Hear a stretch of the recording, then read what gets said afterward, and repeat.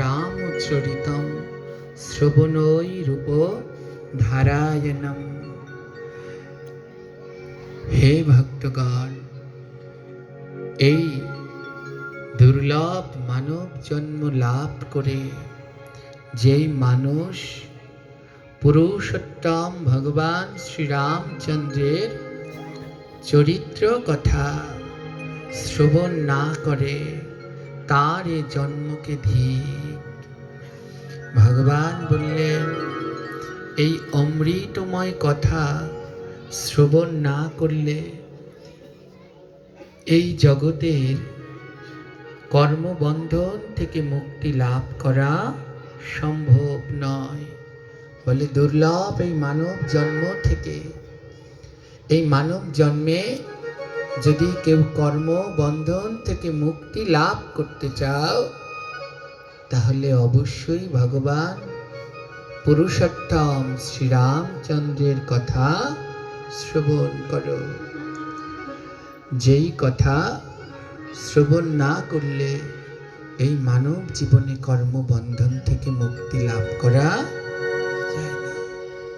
আমাদের গ্রন্থের প্রারম্ভেই রয়েছে রামায়ণ, রামায়ণের সূত্র ধরে ভাগবত, আর ভাগবতের সূত্র ধরে আসলেন চৈতন্য চরিতামৃত, চৈতন্য ভাগবত। তাই আদি লীলাগুলো জানতে হলে সর্বপ্রথম আমাদের রামচরিত্র শ্রবণ করা একান্ত কর্তব্য। এই রামচরিত্র শ্রবণ না করলে কর্মবন্ধন থেকে মুক্তি লাভ সম্ভব নয়। কি আছে এই রামকথায়? মহাজনগণ বললেন, কি নেই এই রামকথায়? এই মানব জীবনে যদি কিছু শিখতে চাও, যদি কিছু জানার হয়, এই সংসার ধর্ম কিভাবে পালন করতে হয়, এ যদি পূর্ণরূপে জানতে চাও, তাহলে অবশ্যই রামের দেখানো পথ অনুসরণ করে চলো। তার দেখানো পথ অনুসরণ করে চলো, যেন প্রভু শ্রী রামচন্দ্র যেটা দেখালেন ওটা মানব জীবনে পালন করো। ভগবান শ্রীকৃষ্ণ আর শ্রী রামচন্দ্র একজন হলো অনুকরণীয়, আরেকজন হলো অনুসরণীয়। কৃষ্ণ যা করেছে সেটা তাকে দেখে দেখে করতে যেও না, তাহলে এ জীবনে কিছুই করতে পারবে না। কিন্তু রামচন্দ্র যেটা দেখিয়েছেন সেইটা দেখে দেখে মানব জীবনে করার চেষ্টা করো, তাহলে এই মানব জীবন তোমার সার্থক হবে। কৃষ্ণ বৃন্দাবন ছেড়ে চলে গেল, আর মা যশোদা নন্দ মহারাজকে একবারটি দেখতেও আসলো না। উদ্ধবকে জিজ্ঞেস করলো, উদ্ধব কেমন আছে আমার মা যশোদা নন্দ? উদ্ধব উত্তরে বলেছিলেন, মা যশোদা পিতা নন্দ কাঁদিয়া হয়েছে অন্ধ, সদা বলে কোথা ব্রজের গোপাল নন্দ। উদ্ধব বললেন, যেন কৃষ্ণ মা যশোদা আর নন্দ মহারাজকে দেখলাম 100 বছর ধরে তোমার জন্য কাঁদতে কাঁদতে অন্ধ হয়ে গেছে। তাই কৃষ্ণ যেটা করেছে ওটা করো না। আর রাম সকালবেলা ঘুম থেকে উঠে চোখ বন্ধ করে রামের দরজা খুললে তার সামনের যে ঘরটা ছিল ওটাই ছিল রাজা দশরথের ঘর। সকালবেলা দরজা খুলে রামচন্দ্র সোজা চলে যেত দশরথের ঘরে, আর চোখ খুলে সর্বপ্রথম দর্শন করতেন তার পিতাকে। বলে এ জগতে আমরা সকালবেলায় ঘুম থেকে উঠে প্রণাম করি সূর্যকে, বলে এই সূর্য যিনি দেখালেন তিনি হলেন পিতা। যদি পিতা আমাদেরকে ধরাধামে না আনতেন, কোনোদিন সূর্য দেখতে পারতাম না। রামচন্দ্র বললেন, আমার কাছে তো জ্যান্ত সূর্য হলো পিতা।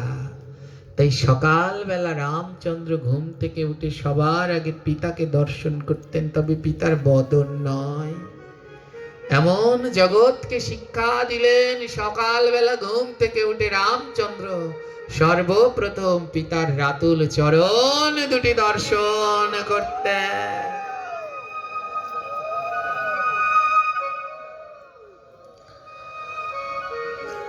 সর্বপ্রথম পিতার চরণ দুটি দর্শন করতেন। তাই বললেন, রামচন্দ্র যেটা শিখালেন সেটা করো। সকালবেলা ঘুম থেকে উঠে সর্বপ্রথম মাতা পিতাকে প্রণাম করো। হ্যাঁ, মাতা পিতাকে সবার প্রথমে প্রণাম করো। আমার সকালবেলা আমরা ঘুম থেকে উঠে প্রণাম করতে যাই কাকে? সূর্যদেবকে। কিন্তু জানেন, কোনো বাসি, অনেকেই ঘুম থেকে উঠে দরজা খুলেই বাসি কাপড়ে গিয়ে সূর্য প্রণাম করে। এটা অপরাধ। বাসি বস্ত্রে কোনো দেব দেবীকে প্রণাম করা যায় না। কিন্তু মা বাবাকে কি প্রণাম করা যায় না? যায় না। মা বাবাকে সর্ব অবস্থায় প্রণাম করা। তাই যাকে প্রণাম করলে উদ্ধার হতে তাকে করলে না।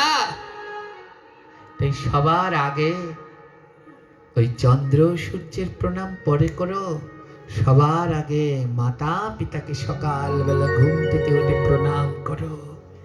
এই শিক্ষা দিলেন প্রভু শ্রী রামচন্দ্র। ভাই ভাইয়ের মধ্যে কেমন হতে হয়, প্রজাদের কেমন করে ভালোবাসতে হয়। ভারতবর্ষে সবাই একটা কথা বলে, যারা কৃষ্ণ ভক্ত তারা বলে কি, রাম রাজত্ব হোক, রাম রাজত্ব হোক। রাম রাজত্ব চাচ্ছে কেন? বলে, রামের মতো যদি রাজত্ব হয় তবে সেই দেশে কেউ অনাহারে থাকে না, সেই দেশে কেউ ছোট নিচু থাকে না, সেই দেশে সবাই সমান, সেই দেশে কোনো অধর্ম থাকে না। তাই বারবার আওয়াজ ওঠে, রাম রাজত্ব হোক।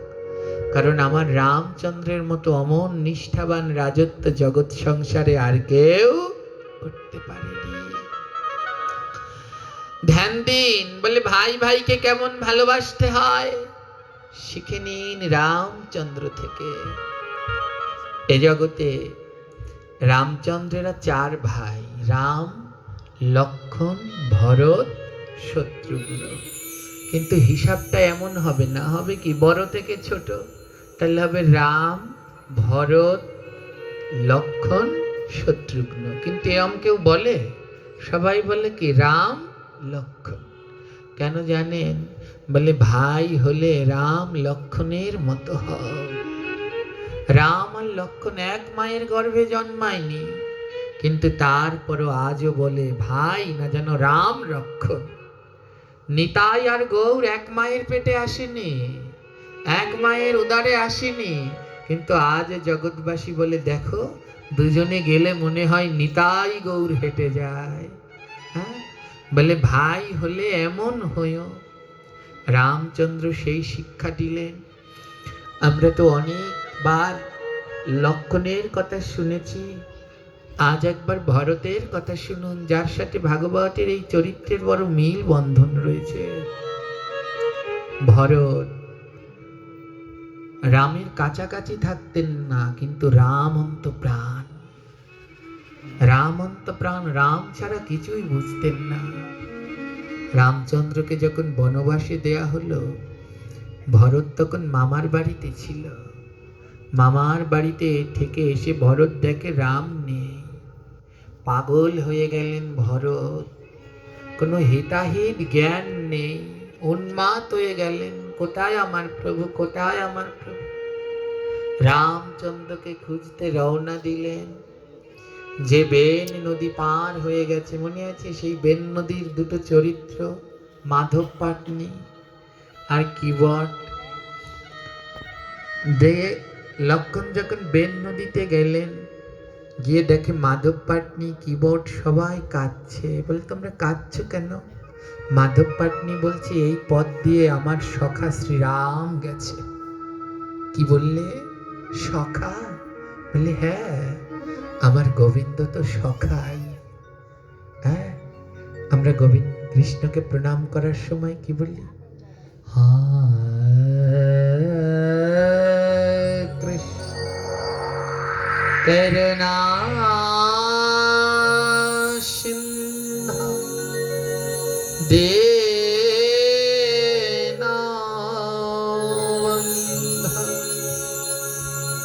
বন্ধা বন্ধু, বন্ধা বহু বচন, এক বচনে বন্ধু। কৃষ্ণ তুমি দিনের বন্ধু, দিন মানে কাঙাল, তুমি কাঙালের বন্ধু। ধুলায় গড়াগড়ি দিয়ে কাঁদছে মাধব পাটনি, আমার বন্ধু এই পথেই গেছে গো। ভরত বলে আহারে আমার দাদা এ জগতে ভক্তদের কত ভালোবাসে, একটা কিবট তাকেও বন্ধু রূপে ভালোবাসলো। যখন ওই বনের ভিতরে গেলেন, দণ্ডকারণ্যে গেলেন, রামচন্দ্রকে কত অনুনয় বিনয় করলেন, দাদা ফিরে চলো ফিরে চলো, কিন্তু রামচন্দ্র আর গেলেন না। ভরতকে অনেক বুঝিয়ে পাঠালেন, যাও ভরত তুমি ওই রাজ্য পরিচালনা করো, ওই রাজ্য তোমার, ওই রাজপথ তোমার, ও আমার নয়। কথাটা ধ্যান দিয়ে শুনবেন। ভরতকে বলল ওই রাজপথ তোমার, ও রাজপথ আমার নয়। ভরত বললেন দাদা তুমি আমায় চেনো না, আমি না অনেকটা লোভী, তুমি আমায় কি দিলে? রামচন্দ্র বললেন ওই রাজপথ তোমায় দিয়ে দিলাম, ও রাজপথ তোমার। ভরত বললেন দাদা আমি বড় লোভী, আমার এক পদে কাজ হয় না, শুধু রাজপথ নিয়ে আমি থাকতে পারবো না, ওই এক পদে আমার কাজ হবে না, আমার আরো চাই। রাম বলছে আর কি চাই ভাই? ভরত বলছে দাদা আমার এক পদে হবে না, আমি বড় লোভী দাদা, আমায় দুই পদ দিয়ে দাও, তোমার দুটো চরণ আমায় দিয়ে দাও দাদা, ওই এক পদ আমি চাই না, ওই রাজপথ এক পথ না, আমার দুই পথ, তোমার দুই চরণ চাই। লুটিয়ে পড়লেন। দাদা তুমি যদি পিতৃসত্ত্বের জন্য 14 বছরের মধ্যে নাই যাও, তাহলে তোমার পাদুকা দুটো দাও, দুই পদ দাও, এক পদের দরকার নেই, দুটো পদ দাও, পাদুকা দুটো দাও। ভরত সেই পাদুকা দুটো মাথায় করে নিয়ে আসলেন, আর মাথায় করে এনে রাজ সিংহাসনে বসালেন প্রভু শ্রীরামের পাদুকা। বললেন আজ থেকে এই রাজত্বের রাজা আমার প্রভু শ্রীরামের পাদুকা, আর আমি দাস হয়ে সেবা করব। জানেন রামচন্দ্র যেমন 14 বছরের বনবাসী ছিলেন, ভরতও ছিলেন। ভরত কোনো সময় ওই রাজপ্রসাদে থাকতেন না, সরযূ নদীর তীরে কুঠিয়া বেঁধে ভরত সেখানে বাস করতেন, রাজপ্রসাদে থাকতেন না। যতটুকু সময় রাজ্য শাসন করতে হতো ওই সিংহাসনের উপরে পাদুকা দুটো রেখে ওই পাদুকার নিচে বসে ভরত রাজ্য শাসন করত। বড় সূক্ষ্ম ভাবে রাজ্য শাসন করত ভরত, এবং প্রতিদিন দূতগণকে পাঠিয়ে খবর নিত আমার দাদা কেমন আছে, আমার দাদা কার সাথে আছে। দূতগণ খবর আনতো আজ তোমার দাদা হনুমানের সাথে মিত্রতা করেছে, আজ তোমার দাদার বন্ধু হনুমান হয়েছে। আবার আরেকদিন খবর পেত আজ জাম্বুবান ভাল্লুকের সাথে মিত্রতা হয়েছে, আজ আবার বালির সাথে মিত্রতা হয়েছে। একদিন দূতগণ খবর নিয়ে আসতো তোমার দাদা জানো আজ এর সাথে মিত্রতা করেছে, একে বন্ধু বানিয়েছে, একে বন্ধু বানিয়েছে। আর ভরত ওটা শুনে শুনে কাঁদত, আহারে ওই বনের বানরগুলোর কত ভাগ্য। আমার দাদা পুরুষোত্তম রামচন্দ্রের বন্ধু তারা, ওই বনের বানরগুলো কত ভাগ্যবান। ওরা আমার দাদার বন্ধু। 14 বছর পরে রামচন্দ্র যখন ফিরে আসলেন, পাদুকা দুটো আবার রামচরণে ফিরিয়ে দিলেন। দাদা না, এই তোমার পাদুকা 14 বছর ধরে আমি যত্ন করে রেখে দিয়েছি। রামচন্দ্র বলল, ভরত, আজ তুমি আমার কাছে একটা বর চাও। আজ তুমি আমার কাছে যে বর চাইবে তোমাকে আমি সেই বর দেব। ভরত বললেন, দাদা 3 সত্য করো, আজ যা চাইবো তুমি দেবে তো? প্রভু রাম বলল, কথা দিলাম, 3 সত্য করলাম, আজ তুমি যা চাইবে তাই দেব। বলো ভরত, কি চাই? আজ তুমি যা চাইবে তোমাকে আমি সেই বর দেব। শুধু একবার বদন খুলে বলো কি চাই। ভরত বললেন, দাদা আমি প্রতিদিন বনে খবর পাঠিয়ে সংবাদ নিতাম তুমি কেমন আছো। জানো দাদা, দূতগণ এসে আমার কাছে বলতো, কোনদিন তুমি ওই মাধব পাটনির সখা হয়েছ, কোনদিন হনুমানের মিত্র হয়েছ, কোনদিন জাম্বুমানের মিত্র হয়েছ, কোনদিন বিভীষণের মিত্র হয়েছ, কতজনার বন্ধু হলে দাদা। জানো দাদা, যখন শুনতাম তুমি ওদের বন্ধু হয়েছ, তখন না আমার খুব হিংসা হতো। কেন জানো?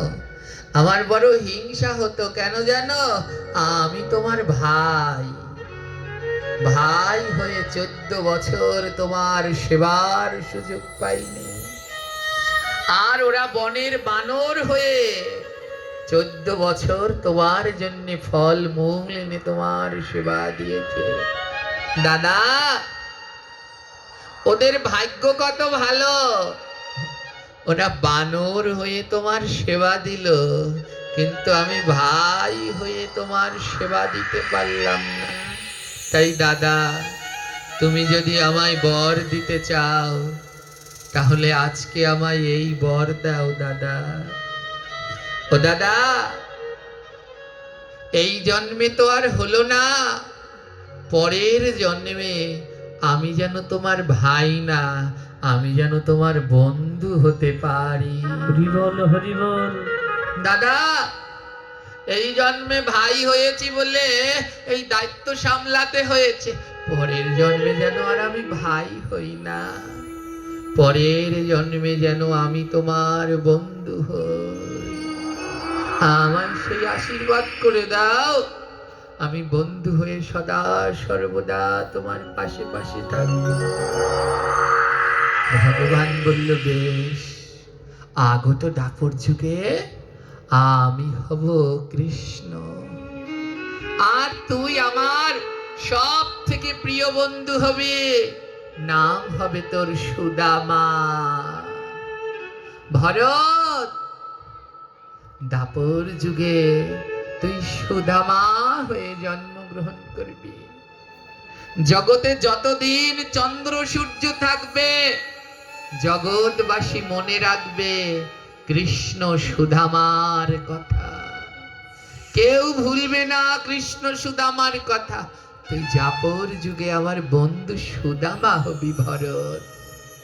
ভরত লুটিয়ে পড়ে বলছে, দাদা আমার না আরেকটা ইচ্ছা আছে, পূর্ণ করবে? রামচন্দ্র বলে, কি ইচ্ছা?